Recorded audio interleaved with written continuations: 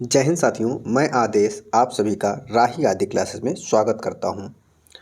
उम्मीद है आप सभी लोग पूर्ण रूप से सहयोग करेंगे। तो आज फिर हिंदी का प्रैक्टिस सेट लेकर उपस्थित हुए हैं आप सभी के लिए। तो हमारा पहला क्वेश्चन है, एक की वर्तनी शुद्ध है। अब उन्नयन शब्द होता है, यह इसमें देखना है कि कौन सा विकल्प जो है कि सही है।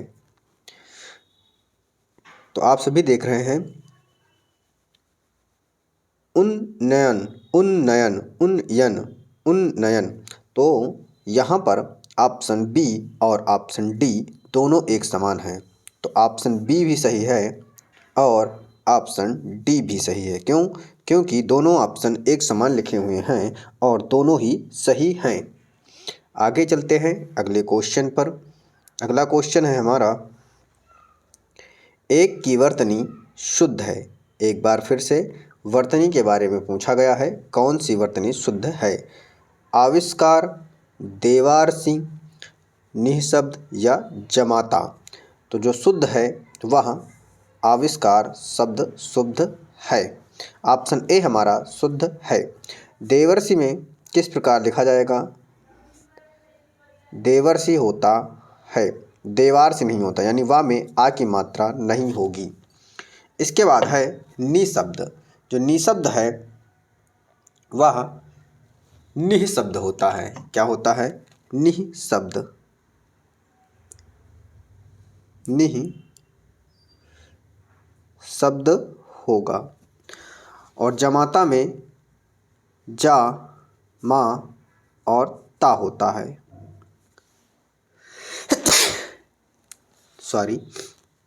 जमाता होता है। अगले क्वेश्चन पे चलते हैं।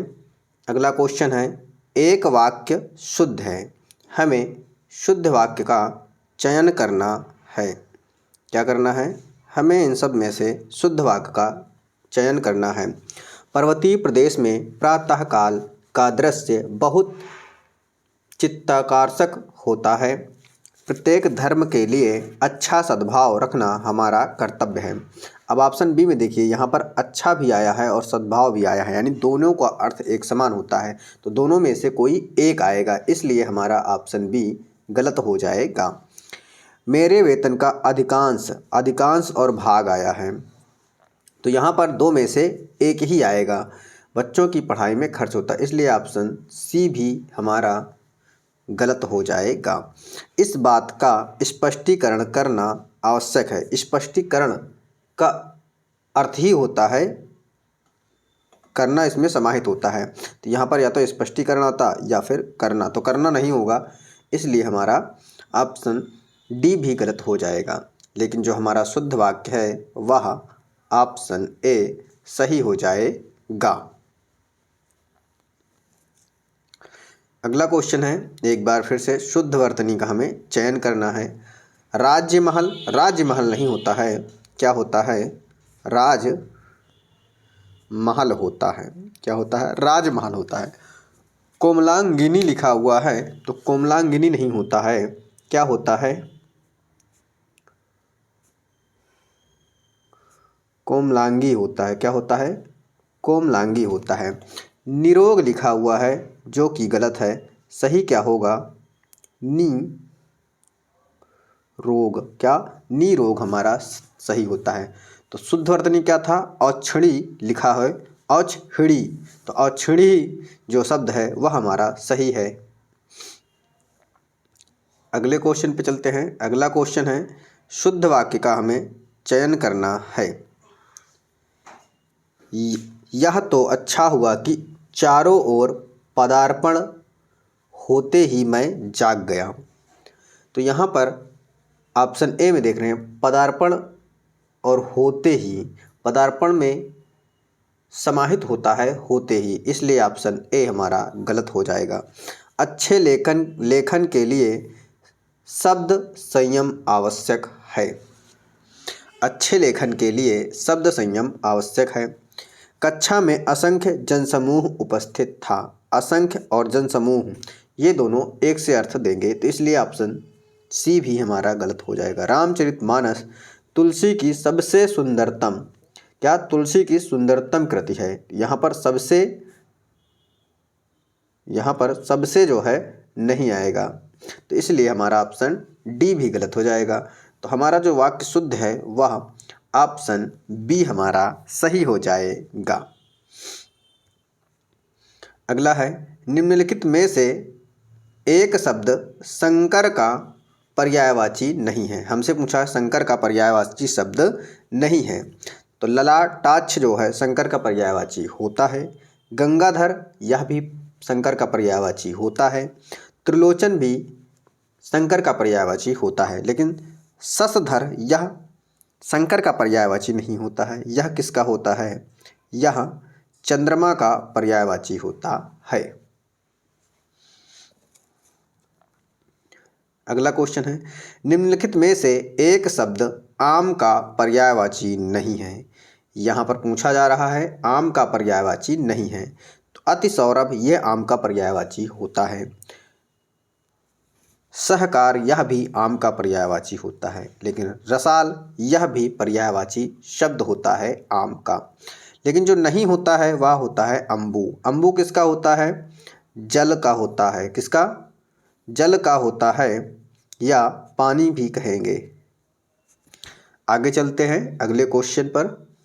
अगला क्वेश्चन है हमारा, तद्भव चबूतरा का तत्सम रूप होगा, यानी तद्भव शब्द क्या दिया गया है, चबूतरा।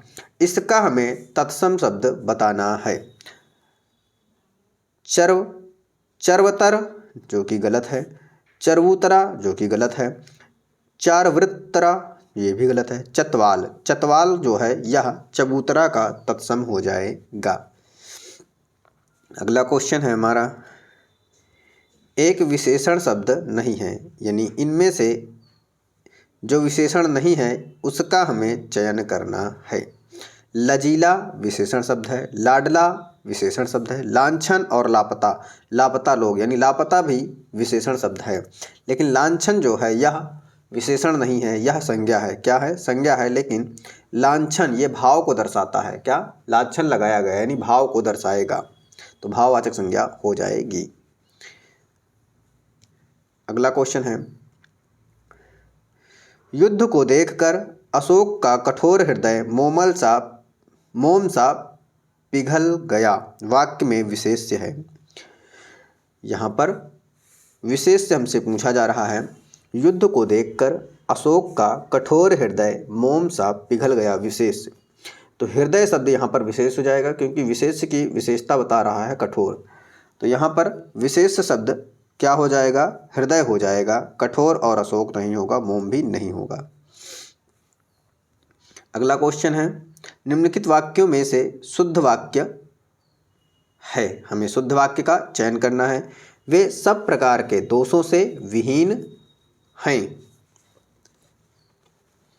वे सब दोषों से हीन हैं, वे सब प्रकार के दोषों से मुक्त हैं, और वे सभी ही दोषों से मुक्त हैं।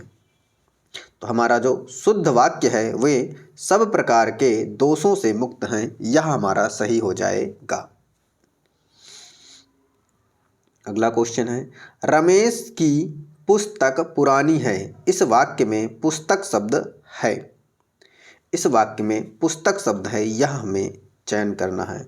पुस्तक कैसी है, पुरानी है। तो पुस्तक यहाँ पर विशेष्य है, विशेषण है, क्रिया विशेषण या सर्वनाम। तो क्या हो जाएगा, पुस्तक यहाँ पर विशेष्य हो जाएगा। अगला क्वेश्चन, इनमें से शुद्ध वाक्य कौन सा है। हमें शुद्ध वाक्य का चयन करना है। चंद्रगुप्त के विभिन्न नाम है। चंद्रगुप्त के कई नाम हैं होगा ना कि है। चंद्रगुप्त के विविध नाम है। चंद्रगुप्त के कई नाम हैं, तो क्या होगा, हैं होगा। तो यानी ऑप्शन डी हमारा शुद्ध वाक्य हो जाएगा। अगला क्वेश्चन है, यहाँ पर भी शुद्ध वाक्य का चयन करना है। सीमा अपने से ही चली गई, सीमा खुद चली गई, सीमा आपके आप चली गई, सीमा अपने आप चली गई। तो हमारा जो राइट आंसर होगा वह ऑप्शन डी सही हो जाएगा।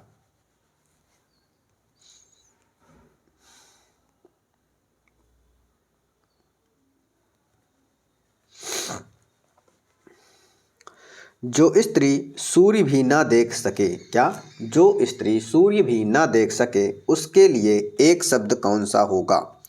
इसका हमें चयन करना है। असूर्य स्पर्शा, स्पर्शा मतलब सूर्य को स्पर्श करने वाली, तो जो ये कि गलत हो जाएगा। असूर्य पश्या, असूर्य दर्शना या असूर्य दृष्टा। तो हमारा जो राइट आंसर होगा वह ऑप्शन बी हमारा सही हो जाएगा।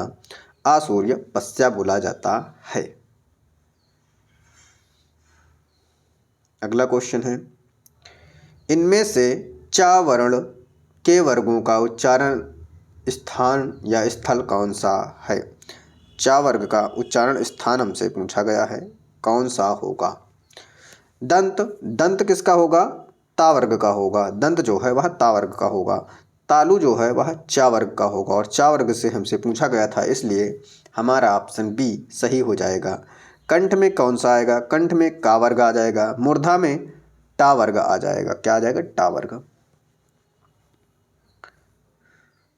अगला क्वेश्चन है, इनमें से किस जिले में कन्नौजी बोली जाती है? कन्नौजी भाषा जो है वह बोली जाती है। उरई, झांसी, हरदोई, जालौन। तो राइट आंसर क्या होगा? राइट आंसर हमारा हरदोई हो जाएगा। क्या हो जाएगा? हरदोई हो जाएगा। और इसमें जैसे कन्नौजी बोली जाती है तो हो जाएगा क्या?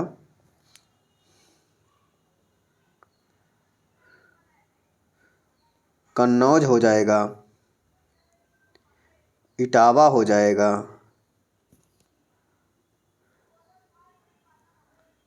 कानपुर हो जाएगा। कानपुर हुआ, और हो जाएगा औरैया हो जाएगा, और पीलीभीत हो जाएगा। क्या? पीलीभीत हो जाएगा। भामी बड़ी की मात्रा होगी, पीलीभीत हो जाएगा। अब आगे चलते हैं अगले क्वेश्चन पर। अगला क्वेश्चन है, देख लो साकेत नगरी यही स्वर्ग से गगन में मिलने जा रही। यहाँ पर देख लो साकेत नगरी यानी अयोध्या के बारे में कहा जा रहा है कि वह स्वर्ग से गगन में मिलने जा रही है, यानी गगन में आकाश में मिलने जा रही। तो यहाँ पर क्या है कि कोई इमारत के बारे में कहा जा रहा है कि वह आकाश को छू रहा है। तो क्या यहाँ अतिशयोक्त अलंकार हो जाएगा। कौन सा अलंकार हो जाएगा? अतिशयोक्त अलंकार हो जाएगा।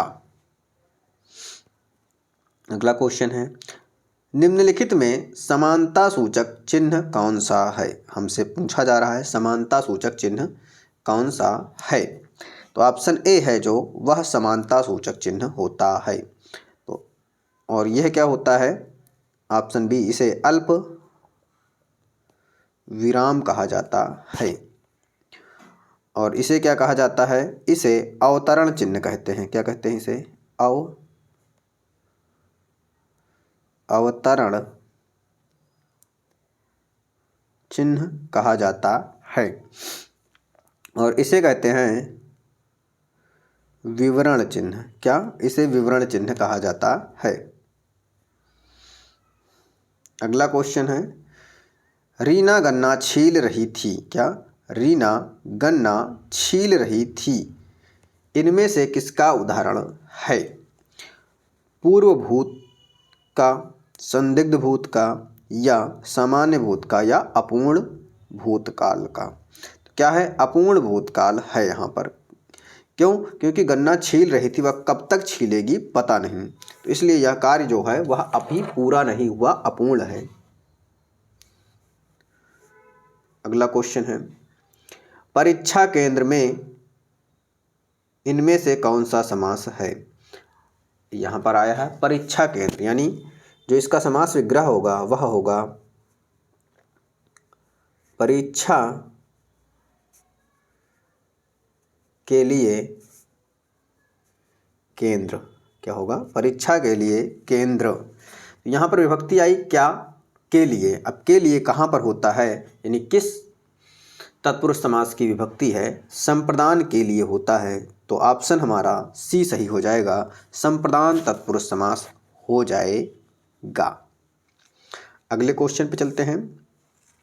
अगला क्वेश्चन है, पहली पुस्तक वापस करो। क्या पहली पुस्तक वापस करो में पहली कौन सा विशेषण है? गणनावाचक, गणनावाचक के अंतर्गत 1 2 3 आएगा। क्रमवाचक पहला, दूसरा, तीसरा, चौथा। तो यहाँ पर पहली लिखा है तो यहाँ पर क्या हो जाएगा?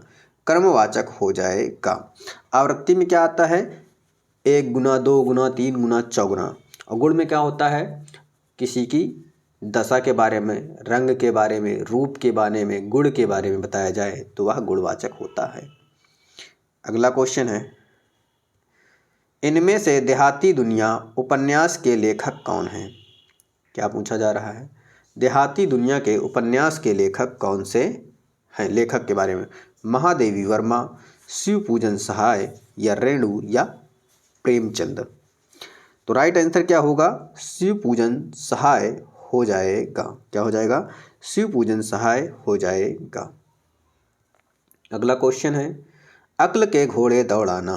क्या अक्ल के घोड़े दौड़ाना मुहावरे का अर्थ क्या है? बुद्धि काम में लाना, मूर्खता दिखाना, घुड़सवार बन जाना या केवल कल्पनाएं करते रहना। तो ऑप्शन जो हमारा सही होगा, अक्ल के घोड़े दौड़ाना यानी केवल कल्पनाएं करते रहना। अगला क्वेश्चन है, ओष्ठ, महाप्राण, घोष व्यंजन वर्ण का उदाहरण कौन सा है? क्या क्या पूछा जा रहा है? ओष्ठ। तो ओष्ठ के अंतर्गत क्या आएगा? पा वर्ग आएगा। क्या? पा फा बा भा मा। तो यहाँ लिख लेते हैं। सबसे पहले हम लिखेंगे ओष्ठ को, तो लिखेंगे पा फा बा भा और मा। उसके बाद है महाप्राण। अब महाप्राण के अंतर्गत कौन कौन से वर्ण आते हैं यह जानना जरूरी है। तो महाप्राण के अंतर्गत दूसरा और चौथा आता है। क्या आता है? महाप्राण के अंतर्गत यहाँ लिख लेते हैं नीचे, ध्यान दीजिएगा आप सभी। महाप्राण के अंतर्गत आएगा दूसरा और चौथा। ये हो गया हमारा महाप्राण और ये हमारा हो गया ओष्ठ। अब उसके बाद क्या आएगा? घोष। तो यहाँ लिखते हैं घोष। अब घोष के अंतर्गत कौन कौन से आते हैं? तो घोष के अंतर आता है तीसरा, चौथा और पांचवा। तो अब इनमें से जो कॉमन होगा, जो तीनों में मिलेगा, वही हमारा राइट आंसर होगा। तो यहाँ पर तीनों में क्या मिल रहा है? तीनों में क्या मिल रहा है? आप ये सभी ध्यानपूर्वक देखिएगा। क्या मिल रहा है?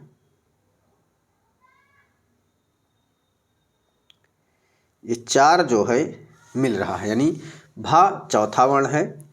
भा जो है वह चौथा वर्ण है। तो जहाँ पर भा है वही हमारा राइट आंसर हो जाएगा, यानी ऑप्शन बी हमारा सही हो जाएगा। अब चलते हैं अगले क्वेश्चन पे। अगला क्वेश्चन कह रहा है, लहंदा का विकास किससे हुआ है? लहंदा का विकास किससे हुआ है? राजस्थानी, पैशाची, गढ़वाली या मागधी। तो किससे हुआ है? पैशाची से हुआ है। किससे? पैशाची से हुआ है। अगला क्वेश्चन है, हिंदी में अल्प प्राण वर्णों की संख्या कितनी है? हमसे पूछा जा रहा है अल्प प्राण। तो अल्प प्राण के अंतर्गत कौन कौन से आते हैं? पहला, तीसरा, पांचवा। और क्या आएंगे? सभी स्वर आएंगे। क्या आएगा? सभी स्वर आएंगे। उसके बाद क्या आएगा? अंतस्थ व्यंजन आएगा। क्या आएगा? अंतस्थ व्यंजन आएगा। उसके बाद द्विगुण व्यंजन का ड़ आएगा। क्या आएगा? द्विगुण व्यंजन का ड़ आएगा। तो आप सभी देखिए, तो अल्प प्राण के अंतर्गत पहला, तीसरा, पांचवा आएगा, यानी 5 लाइन होती हैं। तो 15 यहाँ से, 11 यहाँ से, 15 11 कितना हो गया? 26 हो गया। अंतस्थ व्यंजन कितने होते हैं? 4। तो 26 4 हो गया 30, और ये कितना है? 1 तो 31 हो गए। कितने टोटल वर्ण हो गए? अल्प प्राण के अंतर्गत 31 वर्ण हो जाएंगे। अगला क्वेश्चन है, कमला में कौन सा गण रूप है? कमला, कमला के अंतर्गत हमें गण बताना है। जगड़, रगड़, मगड़ या सगड़। तो यहाँ पर जब हम गणना करते हैं तो इस प्रकार से करते हैं। तो यहाँ पे एक सिंगल आएगा, यहाँ सिंगल आएगा, यहाँ डबल आएगा। तो यहाँ पे जो आएगा वह होगा, राइट आंसर हमारा सगड़ हो जाएगा। क्या आएगा? सगड़ हो जाएगा। अगला क्वेश्चन है, प्रेम सागर शब्द में कौन सा समास है? अब हमें बताना है प्रेम सागर शब्द में समास कौन सा है, बहुब्रीहि, तत्पुरुष, द्वंद्व या द्विगु समास। तो प्रेम सागर का जब हम समास विग्रह करेंगे तो समास विग्रह होगा प्रेम का सागर, प्रेम का सागर। तो यहाँ पर आप देख रहे हैं क्या कि का विभक्ति आ रही है। तो का की के रारी रे नानी ने कहाँ आता है? संबंध में आता है। संबंध तत्पुरुष, यहाँ पर संबंध तत्पुरुष नहीं है लेकिन तत्पुरुष दिया गया है, इसलिए तत्पुरुष समास हो जाएगा। अगला क्वेश्चन है, कर्ता और कर्म यदि परसर्ग युक्त हों, कर्ता और कर्म दोनों ही परसर्ग युक्त हों यानी कारक चिन्ह सभी विद्यमान हों, तो ऐसा वाच्य क्या कहलाता है? तो ऐसे वाच्य क्या कहलाते हैं? कर्मवाच्य कहलाते हैं। जैसे राम के द्वारा पुस्तक पढ़ी गई, क्या? राम के द्वारा पुस्तक पढ़ी गई, तो क्या हो जाएगा? कर्मवाच्य हो जाएगी। और कर्ता और कर्म के बीच में, दोनों के बीच के द्वारा हमारा परसर्ग युक्त है दोनों। तो आगे चलते हैं अगले क्वेश्चन पे। तो अगला क्वेश्चन है, प्यारे देशवासियों आप सबको स्वाधीनता दिवस की शुभकामनाएं। इस वाक्य में प्यारे देशवासियों में कौन सा कारक चिन्ह है? यहाँ पर क्या है? संबोधन का ये देखिए निशान बना हुआ है। तो संबंध नहीं होगा, अधिकरण नहीं होगा, कर्म नहीं होगा, क्या हो जाएगा? संबंध कारक हमारा राइट आंसर हो जाएगा। अगला क्वेश्चन है, बिल्ली खेल रही है, क्या? बिल्ली खेल रही है इस वाक्य में क्रिया किस काल का बोध करा रही है? अपूर्ण वर्तमान, सामान्य भविष्यत, अपूर्ण भूत या सामान्य भूत। तो राइट आंसर क्या होगा? बिल्ली खेल रही है यानी कार्य अभी जारी है, तो खेल रही है वर्तमान में है, तो राइट आंसर क्या होगा? अपूर्ण वर्तमान काल हो जाएगा।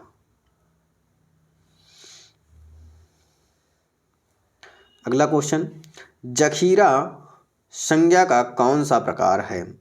अब जखीरा शब्द दिया गया है। अब जखीरा का जो अर्थ होता है वह होता है हथियारों से भरा हुआ। क्या? हथियारों से भरा हुआ। तो हथियारों से जो भरा हुआ स्थान होगा वहाँ पर एक हथियार तो होगा नहीं, वहाँ पर क्या होगा? हथियार ही हथियार रखे होंगे। तो क्या होगा? समूह, हथियारों के समूह को दर्शाएगा। तो क्या हो जाएगा राइट आंसर? समूहवाचक संज्ञा हो जाएगा हमारा सही उत्तर। अगला है, घड़ी संज्ञा का कौन सा प्रकार है? अब घड़ी में हमें संज्ञा बतानी है। समूहवाचक, व्यक्तिवाचक, भाववाचक या जातिवाचक। क्या हो जाएगा? घड़ी एक जातिवाचक हो जाएगी, क्योंकि घड़ी कई सारी कंपनियां होती हैं घड़ी में। तो अगर किसी घड़ी कंपनी का नाम दिया जाता तो क्या होता? जातिवाचक ना होता, वह व्यक्तिवाचक के अंतर्गत कह सकते थे फिर। लेकिन घड़ी केवल और केवल घड़ी है, तो इसलिए जातिवाचक के अंतर्गत आ जाएगा। अब हमारा अगला क्वेश्चन है, किस बोली में ने परसर्ग लगाया जाता है? अब यहाँ बताना है कि कौन सी बोली में ने परसर्ग लगाया जाता है। ब्रजभाषा, स्थानीय या अवधी, किसमें लगाया जाता है? खड़ी बोली में ने परसर्ग लगाया जाता है। अगला क्वेश्चन है, अधिष्ठाता शब्द में कौन सा उपसर्ग है? हमें बताना है अधिष्ठाता शब्द में कौन सा उपसर्ग है। जो उपसर्ग होता है वह शब्दांश होता है, यानी शब्दों का अंश होता है। और उपसर्ग हमेशा किसी भी शब्द के पहले लगता है। क्या? उपसर्ग हमेशा किसी भी शब्द के पहले लगता है। तो यहाँ पर अधि उपसर्ग हो जाएगा। क्या हो जाएगा? अधि उपसर्ग हो जाएगा। ये रहा आज का लास्ट क्वेश्चन। क्या कहा जा रहा है? अनीता अपने कपड़े स्वयं धोती है। अनीता अपने कपड़े स्वयं धोती है। इस वाक्य में स्वयं सर्वनाम का कौन सा भेद है? जहाँ पर स्वयं आ जाए, खुद आए, अपने आप आए, तो वहाँ क्या होता है? निजवाचक सर्वनाम होता है। कौन सा? वहाँ निजवाचक सर्वनाम होता है।